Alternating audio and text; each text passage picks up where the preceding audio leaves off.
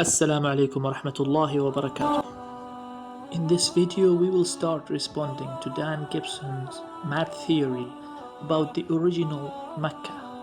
I will start with the alleged clues that Dan Gibson says that he found, which he thinks proves that his theory is correct. Years of study have led me to the conclusion that Islam began somewhere other than where the conventional histories suppose, and that in early Islamic writings there are clues and references that reveal the hidden truth about the Mecca mystery. It is important to realize that Dan Gibson based his theory on a number of assumptions. There are two of them that I find very interesting, and they will be very helpful in exposing the stupidity of his claim. The first one is Dan doesn't have a problem with the location of Medina. He believes that modern day Medina is the same Medina spoken about in the Islamic sources. There is little doubt that the modern city of Medina is the one spoken about in early Islamic history. As I've mentioned, the earliest mention of this city is found in the records over 1,000 years before the Prophet Muhammed. This area, the layout fits exactly the descriptions of the early record. Dan also believes that the Islamic sources are not myths. In fact, he uses Islamic sources to find what he thinks are clues that will support his claim.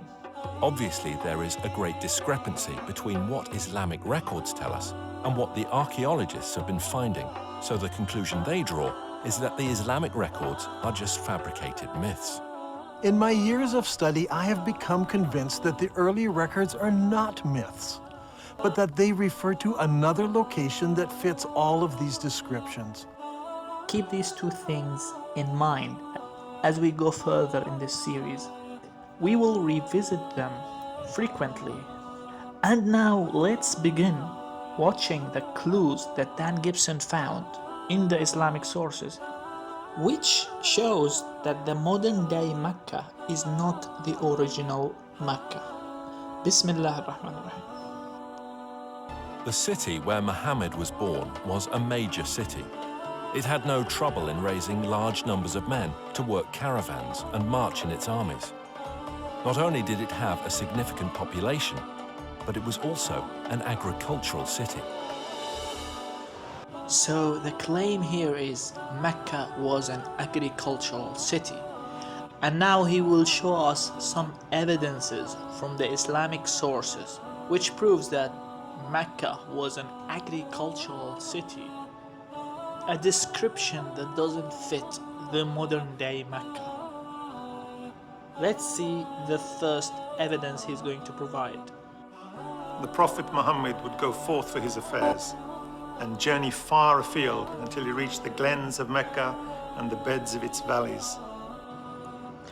I honestly, to this moment, don't understand why this is presented as evidence that Mecca was an agricultural city. Here in this account, Ibn Hisham narrates a story about Prophet Muhammad ﷺ that he used to go away from the city till he reached the glens of Mecca and the beds of its valleys. I really don't understand why this description doesn't fit the modern day Mecca. Is Dan Gibson suggesting that the modern day Mecca is not a valley or is not surrounded by valleys? A very quick Google search will show you the pictures of Mecca.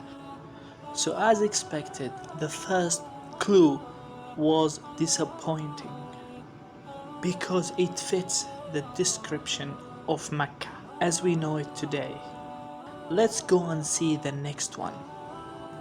Aisha, Muhammad's wife, mentioned that one of the men was longing for Mecca.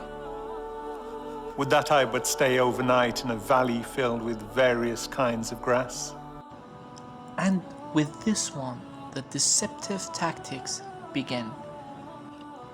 This is a famous poetry by Bilal ibn Rabah, the companion of Prophet Muhammad ﷺ. For some odd reason, they didn't mention the name of Bilal, even though Bilal is not some random Sahabi. His name is among the most well-known companions of Prophet Muhammad ﷺ. So why didn't they mention the name of Bilal? Could it be because they didn't want Muslims to go and check the source? Well, if that's the case, does that mean they have misquoted Bilal? Let's listen again to the translation he gave to Bilal's poetry when he was longing for Mecca. Would that I but stay overnight in a valley filled with various kinds of grass. Various kinds of grass, he said. And then they brought this picture of a very green land to give you the impression that Bilal was talking about a city covered in grasses. Let's see what Bilal actually said. ألا ليت شعري هل أبيتن ليلة بواد وحولي إذخر وجليل وهل أردا يوما مياه مجنة وهل يبدوا لي شامة وطفيل.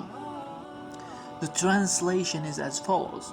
Would that I could stay overnight in a valley wherein I would be surrounded by Idkhir and Jalil. So he didn't say various kinds of grass. Would that I but stay overnight in a valley filled with various kinds of grass. He specifically mentioned the two grass he was talking about, Idkhir and Jalil. Why did they try to misquote Bilal, and rather than mentioning the two types of grass that he was talking about, which is Idkhir and Jalil, and we will come to Idkhir and Jalil later. Why did they replace this sentence with various kinds of grass, and then they brought that green picture? Let's explain this poetry of Bilal radiallahu anhu. The first part says ألا ليت شعري هل أبيتن ليلة بواد وحولي إذخر وجليل. Would that I could stay overnight in a valley. We already saw that Mecca is actually a valley wherein I would be surrounded by Idkhir and Jalil. Now the main question we need to ask, what is Idkhir and what is Jalil? And do they exist in Mecca? Let me show you some pictures of Idkhir and Jalil. These are pictures of Idkhir and Jalil with their scientific names. These are the two types of grasses mentioned in Bilal's poetry. According to CABI.org, the Idkhir is native to the Sahara and Sahel region, from North and West Africa to the Arabian Peninsula. And according to the website, the Idkhir grows in desert, and one of the popular names of Idkhir is Tibn Mecca. This is how popular Mecca was with Idkhir. As for Jalil, according to Wikipedia website, one of its common names is desert grass. So in short, both Idkhir and Jalil are two types of grasses which grow in deserts. It's hard to believe that these things were written about Mecca. The area around Mecca is all rocks and desert. Exactly, and Idkhir and Jalil both grow in desert. So this description perfectly fits the Mecca that we know today. Because if you think about the poetry of Bilal, after knowing what Idkhir and Jalil are, you wouldn't think about this picture, or this picture, or even this picture. This is not how the Idkhir and Jalil look like. Here are pictures of Idkhir and Jalil. I wonder how having these types of sponge grasses make Mecca an agricultural city. Let's go and see the next evidence provided in the video. When we came to Mecca, we saw a town blessed with water and trees, and delighted with it, we settled there. This account is from Ibn Hisham. It says that Jurhum and Sumayda came to Mecca from Yemen, and they saw a town blessed with water and trees, and delighted with it, they settled there. Well, yes, probably they saw Idkhir and Jalil, and they were delighted with it. just like Bilal was delighted with them. Let's go to the next evidence provided in the video. Al-Bukhari speaks of a prisoner who was eating grapes while he was chained in irons, and he says, "This was not the time of fruit in Mecca." Okay, this is the account they are talking about. It's a story of Khubayb ibn Uday, a companion of Prophet Muhammad ﷺ. Khubayb was captured after the Battle of Badr and was sold to the tribe of Bani al-Harith, whose father was killed at Badr by Khubayb. So basically, they wanted to take revenge from Khubayb. Anyways, the story says that a woman saw Khubayb ibn Uday eating grapes, and then she said, "By Allah, I never saw a prisoner better than Khubayb. By Allah, one day I saw him eating off a bunch of grapes in his hand while he was chained in irons, and there was no fruit at that time in Mecca." Do you see how they distorted the whole story? So first of all, in the real story, Khubayb didn't say anything, he was just eating grapes. It was the woman who saw Khubayb eating grapes that was surprised. And second, the woman didn't say this is not the time of fruit in Mecca. She said there was no fruit at that time in Mecca. This is not the time of fruit in Mecca indicate that fruits grow in Mecca. But actually she said there was no fruit at that time in Mecca. So probably they were talking about fruits brought to Mecca through caravans. Probably all the fruits they brought from Sham and Yemen were consumed and there were no fruits in Mecca.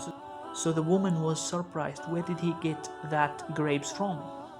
In other words, this so-called evidence or clue that they used in their videos actually prove that the original Mecca is the modern day Mecca, because there is no grapes in Mecca, there is no fruits in Mecca. Let's go to the next evidence. Mecca averages less than 10 centimeters of rain per year.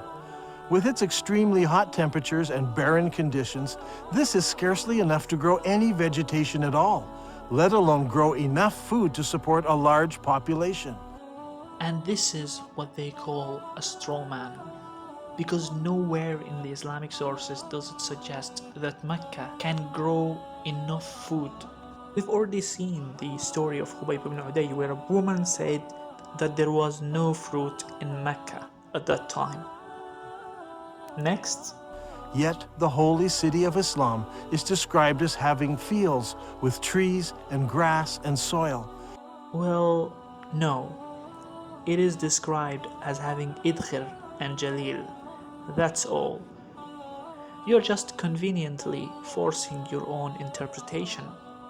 Next. Ibn Ishaq mentions that the people of Mecca were reluctant to cut down trees in the sacred area. There is a study titled The Flora of Holy Mecca District. It documents 184 plant species in Mecca. So most probably the companions were reluctant to cut trees around the sacred area, including those 184 plant species. So again, there is no problem with this report at all.